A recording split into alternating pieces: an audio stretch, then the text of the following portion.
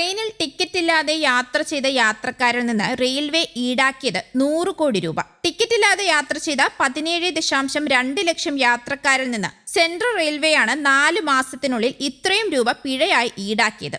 ഓഗസ്റ്റിൽ മാത്രം ടിക്കറ്റില്ലാതെ യാത്ര ചെയ്ത 2.8 ലക്ഷം പേരെയാണ് ട്രെയിനുകളിലെ ടിക്കറ്റ് ചെക്ക് ചെയ്യുന്ന ഉദ്യോഗസ്ഥർ പിടികൂടിയത്. കഴിഞ്ഞ വർഷം ഇതേ കാലയളവിൽ ഇത് 2.3 ലക്ഷമായിരുന്നു. കഴിഞ്ഞ വർഷം സമാന കാലയളവിൽ പിഴയായി ഈടാക്കിയത് 8.9 കോടി രൂപയായിരുന്നു. പിഴയിനത്തിൽ 56% വർധനവാണ് ഇത്തവണ ഉണ്ടായത്.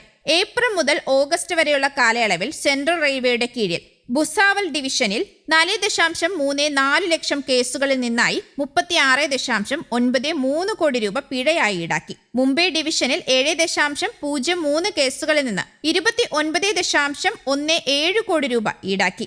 നാഗ്പൂർ ഡിവിഷനിൽ 1.85 ലക്ഷം കേസുകളിൽ നിന്ന് 11.44 കോടി രൂപയും ഈടാക്കി. അതേസമയം പൂനെ ഡിവിഷനിൽ 1.89 ലക്ഷം കേസുകളിൽ നിന്ന് 10.41 കോടി രൂപയും, സോളാപൂർ ഡിവിഷനിൽ 1.04 ലക്ഷം കേസുകളിൽ നിന്ന് 5.01 കോടി രൂപയും, സെൻട്രൽ റെയിൽവേ ഹെഡ്ക്വാർട്ടേഴ്സിൽ നിന്ന് 1.04 ലക്ഷം കേസുകളിൽ നിന്ന് 7.54 കോടി രൂപയുമാണ് പിഴയായി ഈടാക്കിയത്.